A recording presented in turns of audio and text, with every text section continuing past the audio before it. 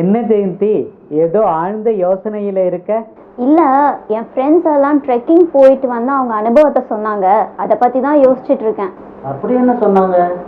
நல்ல இயற்கையான காற்று, கண்ணு கெட்டின தூரம் வரைக்கும் மரம், செடி, கொடி, பலவிதமான பறவைகளின் சத்தம் மனசுக்கு அவ்வளவு ரம்யமாக இருந்துச்சான்.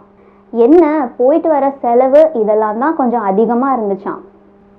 பாத்தியா சந்துரு, நம்மளோட ஒன்றுக்குள்ள ஒன்றா இருந்த மரம், செடி, பறவைகளை பார்க்க செலவு பண்ணி போக வேண்டிய நிலைமை. ஆமாம் லிங்கேசன், அன்னைக்கு நாம் ஜன்னல்களை திறந்தாலே பறவைகளோட சத்தத்தை தான் கேட்டோம். ஆனால் இன்னைக்கு ஜன்னலை திறந்தா வீடு முழுக்க தூசி ஆயிடுது. போதாக்குறைக்கு வட்டிகளோட இறைச்சல் வேற. அதனால இயற்கையை ரசிக்க செலவு பண்ணி போக வேண்டியது காலத்தோட கட்டாயமாயிடுச்சு.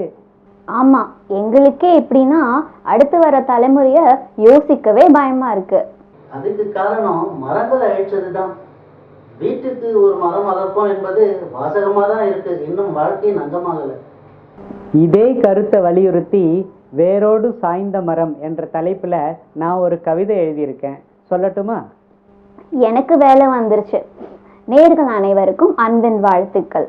இந்த வாரம் நம் கவிதை கலந்தாய்வில் நாம் காணவிருப்பது வேரோடு சாய்ந்த மரம். வாருங்கள் கவிதைக்கு செல்வோம்.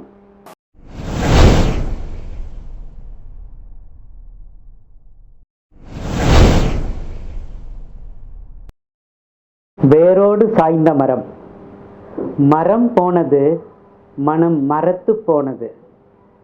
நிழல் போனது, நெஞ்சம் நினைத்து வாடுது. பசுமை போனது, பஞ்சம் பல்லை காட்டுது. கிளை போனது, கிள்ளை கிடந்து வாடுது. அடி போனது, அரட்டை ஆட்டம் கண்டது. உச்சி முறிந்தது, ஊஞ்சல் ஆட்டம் முடிந்தது. இலை இறந்தது, இயற்கை இனிமை இழந்தது. பழம் பறந்தது, பசி படுத்தி எடுத்தது.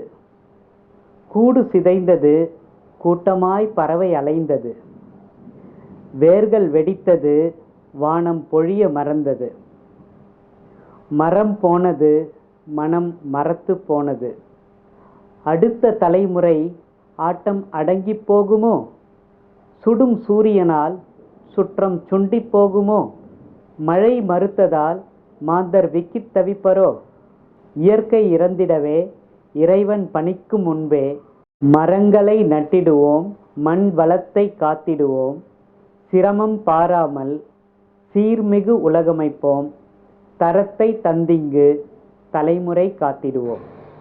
அடி போனது, அரட்டை ஆட்டம் கண்டது என்ற வரிகளை படிக்கும்போது சந்துரு, நாம் கல்லூரி காலங்களில் அமர்ந்து அரட்டை அடிக்கும் ஆலமரம்தான் நினைப்பு வருகிறது. ஆமாம் லிங்கேசன், நாம் அனைவரும் சந்தித்து உரையாடும் பொழுதுபோக்கு தலமே அதுதான். நேரங்காலம் பார்க்காம அங்குதான் அமர்ந்து மணிக்கணக்காய் பேசிக்கிட்டு இருப்போம். உச்சி முறிந்தது, ஊஞ்சல் ஆட்டம் முடிந்தது. These lines really take me back to my childhood, a time full of wonder.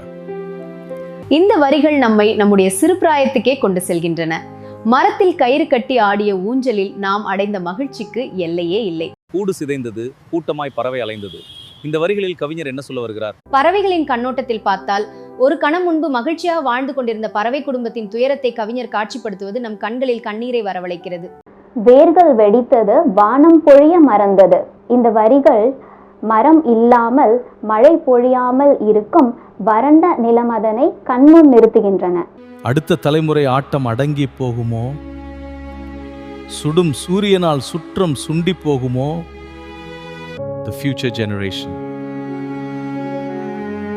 I see their sorrows right here in these lines. மழை மறுத்ததால் மாந்தர் விக்கி தவிப்பரோ? இந்த வரிகள் கூட அடுத்த தலைமுறையின் அவஸ்தையை காட்சிப்படுத்துவதாகவே உள்ளது.